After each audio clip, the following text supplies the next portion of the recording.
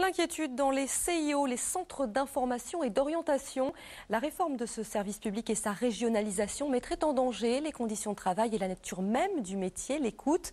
Ce week-end, les représentants nationaux étaient réunis à Blois pour faire le point sur la situation. Dans le Loir-et-Cher, ce sont les CIO de Blois et de Vendôme qui posent question. Reportage d'Alexandra Combe et de Benjamin Savard. D'habitude, ils donnent des conseils sur l'orientation professionnelle, mais aujourd'hui, ce sont eux qui ont des doutes sur leur avenir. Les conseillers d'orientation psychologues se sont réunis ici pour partager leurs craintes sur la dégradation de leurs conditions de travail. Et l'orientation des jeunes est une véritable inquiétude, à la fois chez les jeunes que nous rencontrons, mais également dans les familles. En cause, la régionalisation des services d'orientation. Objectif, les rendre plus efficaces, mais pour eux, c'est la qualité du service qui est menacée.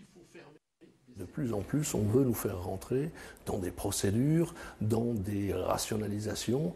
Or, quand on reçoit des jeunes, quand on reçoit des familles qui sont dans des situations compliquées, dans des situations difficiles, parfois, on n'objective pas de manière procédurale les choses. Je crois qu'il y a besoin d'une écoute, je crois qu'il y a besoin d'un accompagnement, je crois qu'il y a besoin de temps.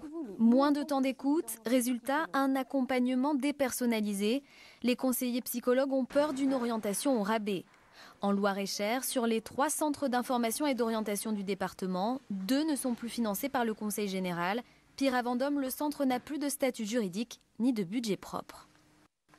Une structure qui continue à vivre en étant financée au coup par coup, on peut pas dire, on ne peut pas savoir ce qu'elle va devenir. Et là, on est dans une période d'attente. Si le ministère ne prend pas de décision, le CO de Vendôme va disparaître. Les représentants nationaux planchent sur la rédaction d'une lettre ouverte, un cahier de doléances qui sera transmis la semaine prochaine au ministère de l'Éducation nationale.